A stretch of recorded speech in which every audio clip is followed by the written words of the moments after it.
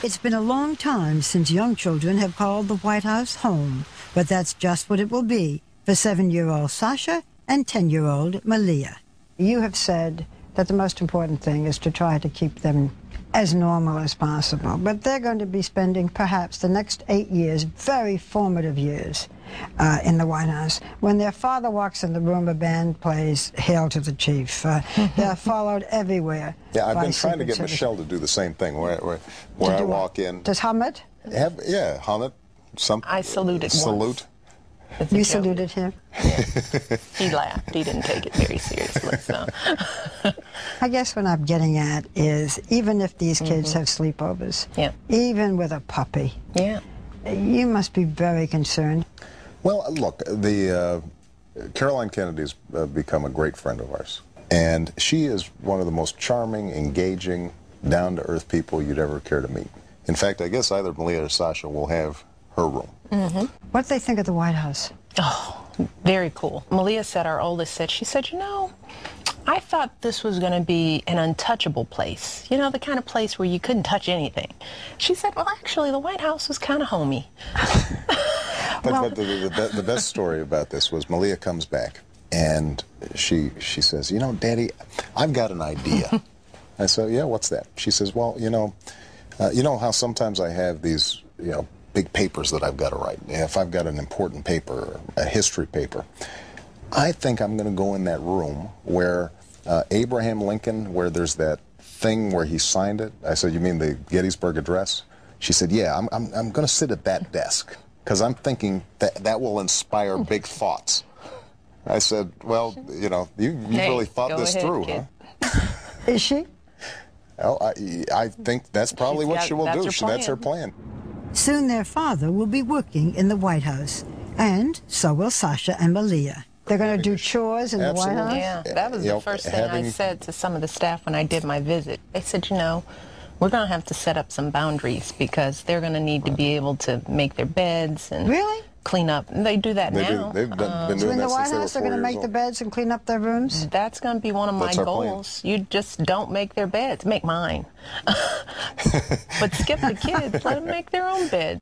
Well, what's important is not just our kids, but I've got a whole bunch of staff who have small kids or, relatively young kids. And one of the things that I've committed to my staff, and I know Michelle believes in very strongly, is trying to figure out how do you make this place kid-friendly, because it's a workplace. And so we've got to make sure that we can bring in children from all of our staffs and create the kinds of activities. And other kids from the surrounding community, the D.C. community as well. Open the place up a little bit. Tell us why private school for the girls and not public school.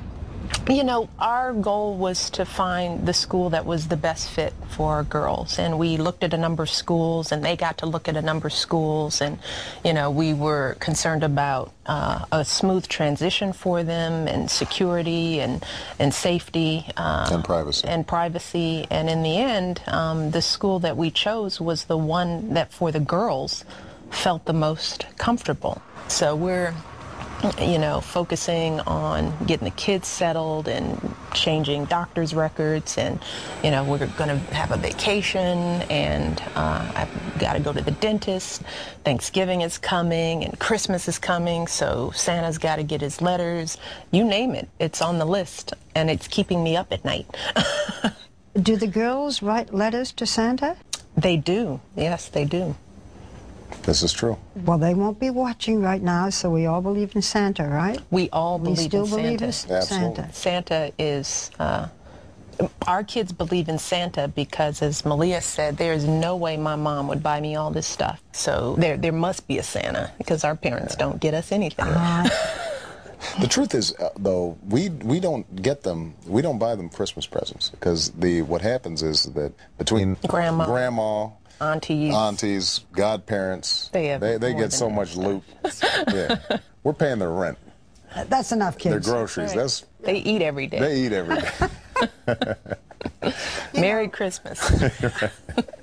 Michelle Obama says her own father set the standard for raising respectful and well-behaved children. You've talked about your father, and you said he never punished you, but he just gave you a look and said, I'm so disappointed. I'm so disappointed.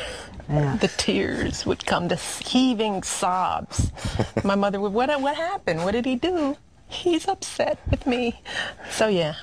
Do you do that with the girls? Oh yeah, I try Say to. I'm She can also holler at him a little bit. You know, I can discipline, but you know. She's a disciplinarian. No, he is. I'm not a softie. I'm not a softie. I mean, we don't spank, but you don't have to. But you don't have to, because they generally don't like disappointing us. No. What we try to do is explain to them what our expectations are ahead of time. And we do a lot of talking, and I think that's probably the thing that gets my kids. They don't want to hear a mommy lecture, and it's a discussion, you know, about the ramifications and what did you think, and this could have happened, and they're like, oh, whatever, okay, I will never do that again.